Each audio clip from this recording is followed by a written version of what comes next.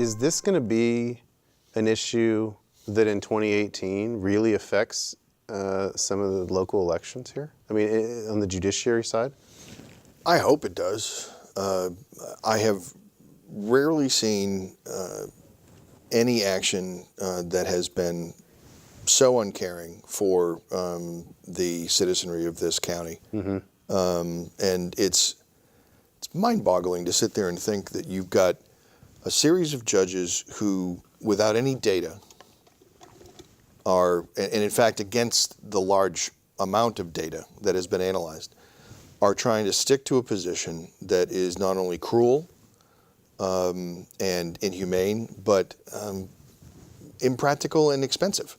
And yet they continue down this path, sort of, I suppose, like legal lemmings, running for the edge. And if they don't stop this, I genuinely hope that the voters send them a message regarding this, because if I were someone whose loved one was in jail unnecessarily simply because I had to choose between paying the rent and the gas bill to keep the kids warm or getting my loved one out of jail, I would be angry. And But are those people going to be angry enough to show up and vote in 2018? That's my question, is that historically, non-presidential years, our voter turnout in this county is really, really low. Okay, now granted, it's a gubernatorial election, but I think most people feel like Texas is a Republican state. I'm not going to have much impact if I'm a Democratic voter on the main elections, governor, lieutenant governor, that sort of thing. So my question is, do these people actually show up and vote? I don't know.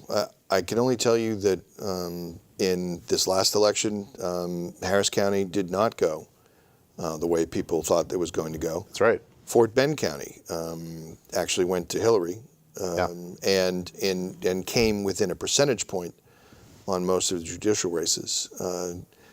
And honestly, I don't know that if you're a Republican and you actually think about what you're doing, whether you're a person who comes at it from a position of faith and trying to be more just and merciful, whether you're coming at it from a point of view of actually looking at the numbers and realizing that this system makes no sense, numbers-wise. It's more costly, it's less efficient, it takes people out of work, it takes people away from their families, and takes people out of the tax base. Or if you're coming at it from a Republican perspective of libertarianism and actually caring about civil liberties, for every one of those reasons, those voters are to come out and sit there and send a message to the Republican folks that have done this, that this is not an acceptable practice. Yeah, I mean, I think you're seeing, the mantra used to be tough on crime.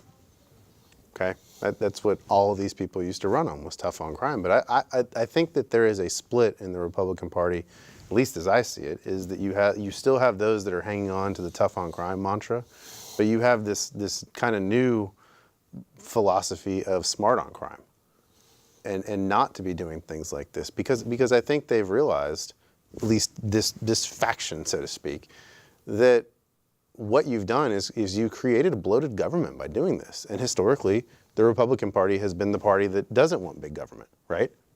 And I think that by being tough on crime, they've created a bigger government by virtue of the prison industry, the jails, all this stuff, And so I think some of them are starting to see like, hey, whoa,